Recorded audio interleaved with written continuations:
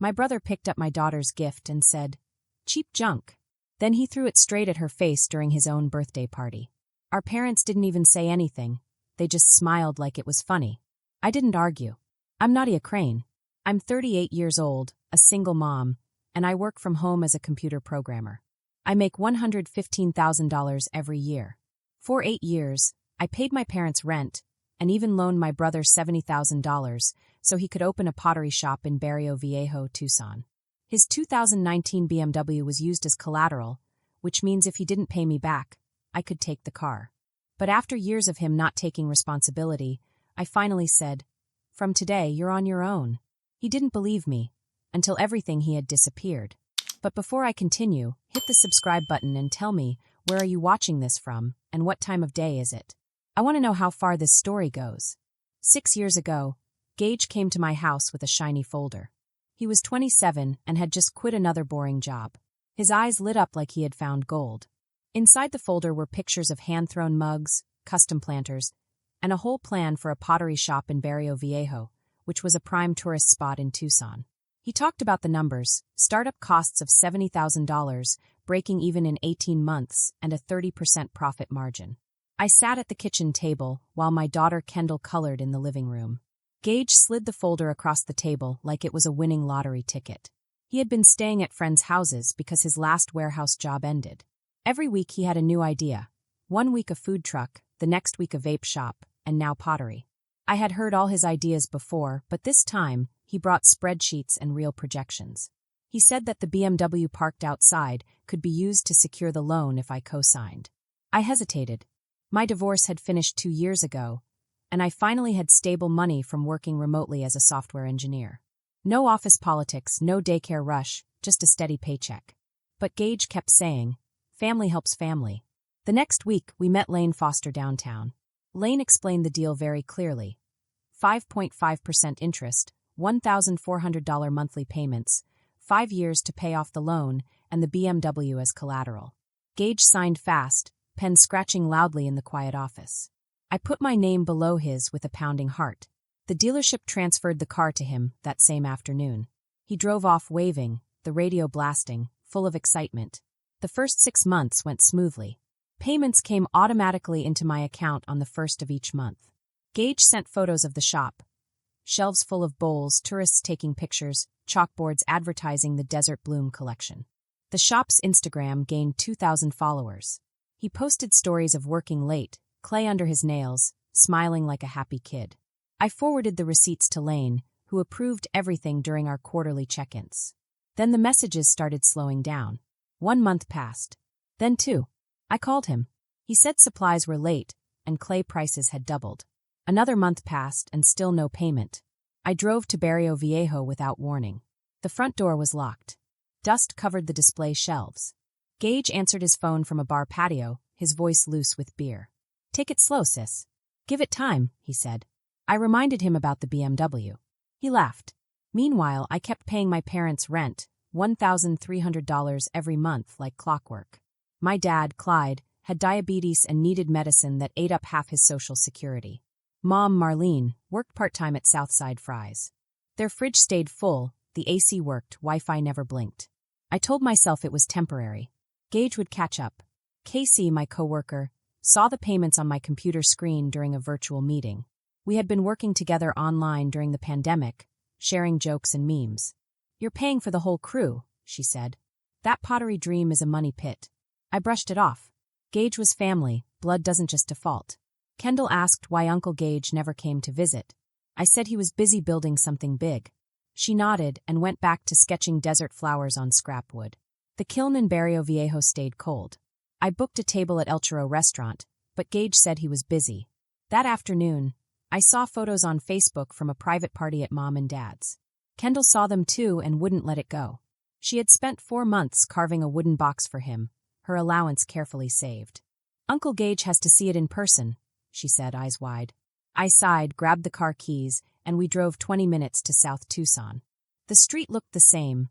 Cracked sidewalks, chain-link fences, faded pink plastic flamingos in yards. Cars were crowded in every driveway. Neighbors from years ago stood outside chatting. Gage had strung chilly lights across the carport. Folding tables were loaded with tamales and beers. Music played from a Bluetooth speaker. Kendall ran straight to him, holding the box like a treasure. "Happy 33rd, Uncle Gage," she said. He looked at the box and smirked. "What's this?" He opened the lid and peeked inside. The empty velvet lining was meant for his watch collection. He laughed. "Handmade junk. Worthless." Then, without warning, he threw the box at Kendall's face. The wood cracked. The brass hinge scraped her cheek. She stumbled back. The box fell to the concrete. The yard froze. My dad, Clyde, just chuckled. Mom, Marlene, shook her head. A cousin started filming on their phone. The family group chat exploded with laughing emojis. I took a deep breath, pulled out my phone, and snapped a picture of the BMW parked crooked on the lawn, his name on the title, and the latest rent statement on my banking app. I typed one line into the group chat. "You are on your own. Everything stops." Gage's head snapped toward me. "You're joking," he yelled. I didn't answer. Kendall grabbed my sleeve, and we walked out past the chilly lights. The gate clanged shut behind us. In the car, Kendall pressed a tissue to her cheek, silent. I started the engine, tires crunching over the gravel. Back home, I blocked the family group chat. Kendall took a shower and came out with a butterfly bandage over her cheek. She set the broken box on her desk and looked at it long and carefully. Then she opened her laptop and started a new design. It was sharper, no cacti, ready for her next project. I logged into my bank account and disabled the autopay for my parents' rent. A confirmation pinged on the screen. Scheduled payment canceled. That night, Gage left 4 voicemails, angry at first, then pleading. I deleted them all without listening. Kendall fell asleep with the desk lamp on, wood shavings still in her hair. The next morning, Lane Foster emailed an official demand letter. The PDF said Gage had 30 days to fix the loan. I forwarded it to the repo company Lane kept on retainer. They confirmed they would pick up the BMW at 10 a.m., no delays, no exceptions. I brewed a cup of coffee and watched Kendall carefully glue the broken box back together. She didn't speak. She just sanded the rough edges where the hinge had torn. I felt a small, quiet pride watching her focus. At 9:45 a.m., my phone buzzed with a live video from the repo driver. I clicked it. Barrio Viejo. The sidewalk outside Gage's shop. The pottery sign swung in the light breeze. Gage was pacing in front, yelling into his phone. The flatbed truck arrived. 2 men in bright yellow vests hopped out. Gage lunged at the driver's door, screaming, but the driver sidestepped and quickly hooked the BMW in. The car lifted onto the truck in under 3 minutes. It looked small, almost like a toy. Tourists stopped to watch. Phones came out. Gage ran along, shouting, but it was too late. The truck drove off. The BMW was gone, his last security taken. I felt a calm I hadn't felt in years. The chaos, the stress, the endless money draining from my account, it was finally over. Kendall watched from the desk at home, sanding the box carefully. She would make another, and this one would be even better. For the first time in 8 years, our home felt peaceful. No more worrying about unpaid bills, no more trying to save everyone who didn't want to save themselves. The quiet was sweet, like a deep breath after running too long. And Kendall, she was learning something important. Sometimes you have to stand up for yourself, and sometimes people who hurt you don't get another chance. That day, I realized I had finally drawn a line. Family doesn't mean letting people hurt you and others without consequences. Gage had learned the hard way that his actions had results. And Kendall, she learned that even if something breaks, it can be fixed, improved, and made even better. We sat together at the table that evening, the broken box glued and drying, the lamp casting a soft glow. Outside, the quiet night settled over Tucson. And for the first time in a very long time, I felt safe, strong, and free. Free to live my life, protect my daughter, and finally put the past where it belonged, behind us. Gage ran after the truck halfway down the street, but it turned the corner before he could catch it. He puffed and huffed, his shoes scuffing the pavement, but the truck was already gone. Later that day, the truck was put up for sale online. The starting price was $25,000. No one from Phoenix wanted it. Only one collector in Sedona thought it was worth buying, and they bought it for $35,000. They sent the money straight to Lane's trust account. Even though Lane got some money, he still needed $45,000 more, so he didn't get all the money yet. Because of that, Lane went to the court and made Gage promise to pay the rest later. They even made part of his future wages go toward paying it. This was normal for Lane, and he knew it would happen. I opened my banking app and looked at all the money that was set to go out automatically every month. First, there was the rent for Mom and Dad. It was due in just 2 days. Then came the electric bill, the water bill, and the internet bill. All together, it came to $400. My thumb hovered over the pay button for each one. I felt my heart beat fast. Then I made a choice. I turned off all the automatic payments. The green confirmation banners popped up on my phone screen. This meant the payments were stopped. For the first time in 8 years, the chain of money leaving my account broke. Gage started calling at noon. The first call went straight to voicemail. He sounded scared, his voice shaking. You could hear background noises from the empty shop. "Sis, we can talk this out," he said softly. I deleted the message without replying. The second call was angry. "You're ruining everything I worked for." I deleted that one too. By the evening, he had called 7 more times. Some calls were begging. Some were threatening. Some were trying to make me feel guilty. He even said he would tell Kendall that I was heartless. I let the calls all go to voicemail and ignored them. My phone battery died overnight, and I didn't charge it. 2 days later, the landlord put a notice on the pottery shop door.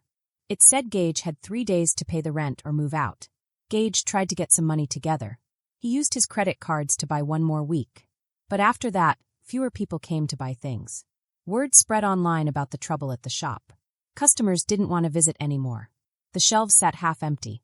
The kiln, which baked the clay, was cold because the power had been turned off. Gage tried to sell clay at the weekend market, hoping to make some money.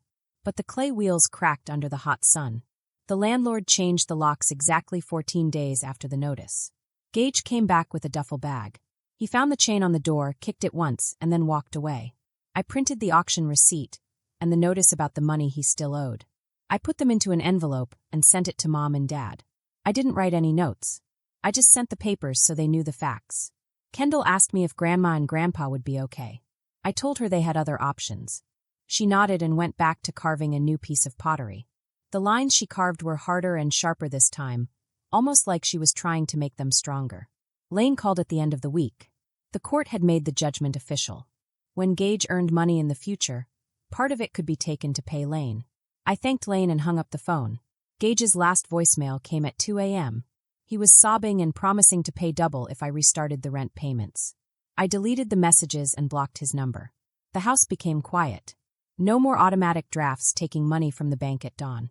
It felt like a chain had broken, and the quiet made me breathe a little easier. 3 weeks later, someone started pounding on the front door at 1 a.m. Kendall woke up, her eyes wide. She scrambled into her closet, hugging her knees to her chest, hiding among the hanging clothes. I slipped out of my room and pressed myself against the hallway wall. My heart was pounding like a drum in my chest. Each knock on the door sounded like a hammer. The Ring camera on my phone showed Gage outside. He was swaying, his shirt untucked, holding a bottle in one hand. He slammed the door again.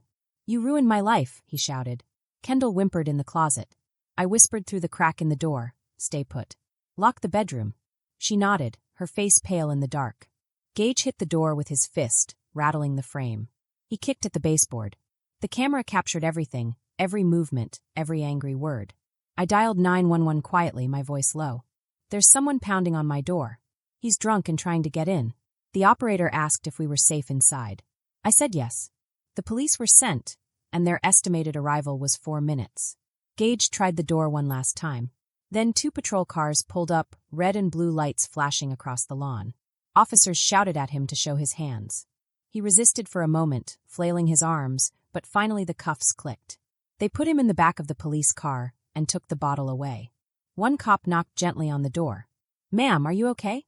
I opened the door a crack and showed my ID. He looked at the Ring camera footage on his tablet and nodded.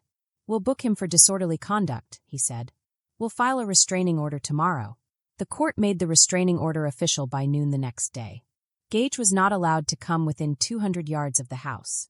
The first violation came 2 nights later. An unknown number called. A voice was breathing heavily, then hung up. The police traced it to a burner phone at a gas station. Gage got a $500 fine. The judge said it would be canceled if he behaved for 90 days. I ordered smart locks online. They arrived the next day. I installed them myself while Kendall held the level. We tested the deadbolt. It worked smoothly, making a soft beep sound when it locked. Kendall tested the code 3 times. Her fingers were steady now. That night, she left her desk lamp on, casting a soft glow under her door. She kept it on for a whole month. Even though she left the closet door cracked open just in case, the light helped her feel safe. Gage's mugshot started circulating around the neighborhood. Delivery drivers recognized him and refused to deliver packages to Mom and Dad's old address. Kendall started therapy through her school counselor. She had anxiety, especially when she heard loud knocks. I went to parent night and learned breathing exercises to help her. The ring alert stayed armed, and we kept a close eye on the porch. One evening, an unknown car idled across the street. The engine was off, but a shadow sat inside. I took a photo and sent it to the police through the non-emergency line. It turned out Gage was borrowing a friend's car and got another fine. The judge warned him that if he broke the rules again, he would go to jail. After that, Gage stopped showing up. Kendall finally turned off her lamp on day 31. She came out of her closet for breakfast, hair messy, smiling a little. I poured cereal and nodded at her. The house finally felt calm. No more pounding on the door, no more unknown calls. The smart lock beeped friendly whenever we entered. Mom and Dad started showing up at the company gate. Clyde walked with his cane, the rubber tip squeaking on the sun-baked pavement. Marlene clutched a cardboard sign that said, "Ungrateful daughter." People stopped to look, some took photos. A white Tesla slowed at the curb, the driver staring. Security guards came out and told them to move to the public sidewalk. Clyde said, "She's my kid. Family matters." The guards explained the rules and guided them away. Marlene folded the sign and got into her old car. I sent a video to HR at work. They drafted a legal letter telling Marlene to stop contacting me at work. 1 month later, the landlord taped a 3-day pay-or-quit notice on the front door. Autopay had stopped weeks earlier. The first cycle was missed. The second triggered a default. The total balance was $2,600 plus penalties. Clyde left a voicemail at the office asking for insulin money. I forwarded it to HR but didn't respond. The 30-day eviction clock began. The sheriff posted the final notice. A moving day arrived with a cloudless sky. A U-Haul truck sat in the driveway. An orange extension cord snaked to the garage for the final boxes. Neighbors peeked from behind blinds. Marlene packed old photo albums into plastic tubs labeled with a Sharpie. Clyde directed from a nylon chair on the porch, his portable oxygen humming. By noon, the house stood empty. Keys were on the counter. Blinds were half drawn. New tenants, a couple with a toddler and a lab, moved in. The landlord swapped the locks and forwarded mail to general delivery. The new family checked into a Motel 6 nearby for a month, paying $900 cash up front. Marlene posted publicly on Facebook, saying her daughter evicted her parents. She tagged my work profile. I screenshot it and archived it in HR. Clyde's glucose spiked from snacks at the vending machine. He had to go to urgent care, and the bill was $1,200 mailed to the motel. The house finally felt like it was at peace. No more pounding on doors, no more threats, no more worry. Kendall and I could finally breathe and start to feel safe again. Gage started working for Uber Eats using an old cracked iPhone. The phone was almost falling apart, with scratches all over the screen, but it still worked enough for him to take orders. He borrowed a dented, old 2008 Honda Civic from a friend he met at a casino night. The car had scratches and dents everywhere. He put a suction phone holder on the dashboard so he could see directions while driving. In the back of the car, he had a red delivery bag to keep the food warm. At first, his orders were very few. He delivered salads downtown during the day and tacos late at night. Some nights, he didn't even get many orders at all. When he did, the tips were usually small, about $3 per order. Gas cost him $40 every day, so he barely made any extra money. Most nights, he would just break even after paying for gas.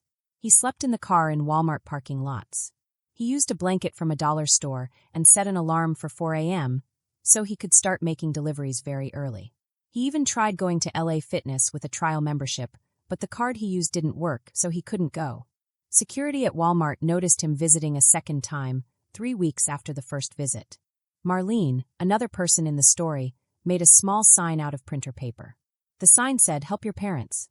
One day, Gage arrived at Walmart at 4:30 p.m., just in time to get in line. Security guards stopped him before the busy time when people were leaving. Human Resources, HR, gave him a final trespass notice. It was also sent to the Tucson police. The school or campus banned him from the property, and a photo of him was shared online. Clyde, another family member, tried to email me from the library, but it bounced back. The subject line of the email was recorded in the system. I knew he might regret trying to contact me. Later, a motel manager came by on day 24 to check about an extension for staying there, which was due at noon. Gage did not have enough money for the emergency room copay. Some people helped him load tubs into the car trunk and tied it shut with rope. I went with Gage to Walmart overnight.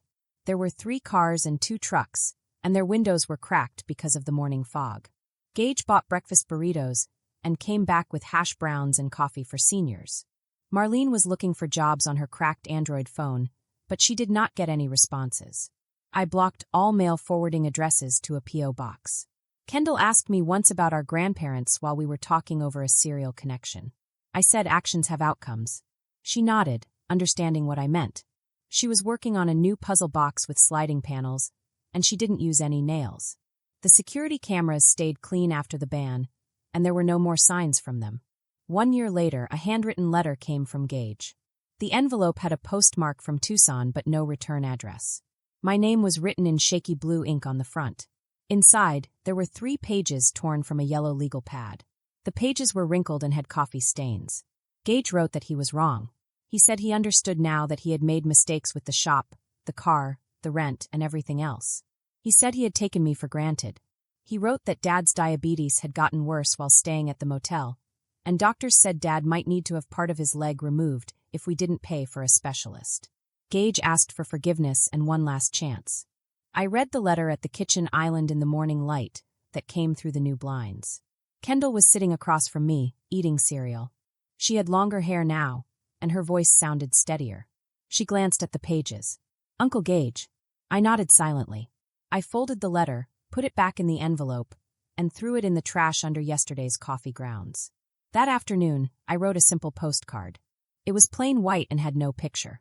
I wrote that we were no longer family. I mailed it from a corner mailbox. I did not include my name, phone number, or any money. Gage never replied. The letter only went one way. We had moved 3 months earlier. Our new house was in a quiet neighborhood north of the city. It had adobe walls and citrus trees in the yard. It was a new 2-story house. Kendall's room had a window that looked over the Catalina foothills. We changed all our phone numbers, even the vet for the cat we adopted. We let the mail forwarding expire after 90 days. Old emails bounced back. We scrubbed our social media accounts and cut private connections with people from the past. Kendall thrived in the new house. She had a woodworking bench in the garage. She saved birthday money and bought power tools to make projects. She built a cedar jewelry box for her best friend. It had dovetail joints and a hidden compartment. She entered it in the county fair and won 2nd place. The trophy went on the mantel, and the blue ribbon fluttered in the breeze. Kendall finished her therapy after 6 sessions. The counselor said she had strong boundaries and was resilient. She had learned to protect herself. I advanced at work to a senior engineer position. I had flexible hours and stock options that were now fully vested. Casey and I hosted virtual game nights, with kids playing in the background and building Lego sets. There were no more problems with HR. No gate photos were taken. Security cameras showed nothing unusual. Rumors about us went through distant cousins, but we ignored them. Gage was still delivering in his old Civic, now very worn out. Our parents rotated between weekly stays at a motel. Food stamps helped them survive. Clyde's foot was saved by a charity clinic, but he had part of a toe removed and had to use a walker. Marlene became a cashier at a dollar store, with a crooked name tag. She did not try to contact us after the postcard. One day, Kendall asked me during a hike up Sabino Canyon, "Do you miss them?" I had a water bottle in my hand, and dust from the trail covered my sneakers. I thought about the splintered puzzle box, the pounding door, and the cardboard signs from the past. I said, "I miss who I thought they were." She nodded, adjusted her backpack, and kept walking. The sun was setting behind the mountains, and the sky was a calm orange color. Family isn't like an ATM. Just because someone is related to you doesn't mean they can take from you without giving anything in return. You see who stays because they love you and who stays only because it's convenient. We built a smaller circle, a real family that cared for each other. Kendall's laugh echoed in the new house. Tools hummed quietly in the garage. Peace wasn't loud or dramatic. It was a quiet morning. There were no automatic drafts of bills, no knocking at midnight. The lesson stayed with us. Protect your peace like protecting your work. Make choices, commit to them, and move forward without regret. Our new life was calm. Kendall had a bench to make more woodworking projects. Sometimes she made toys, sometimes jewelry boxes, sometimes small gifts for her friends. I worked on engineering projects, sometimes from home, sometimes at the office.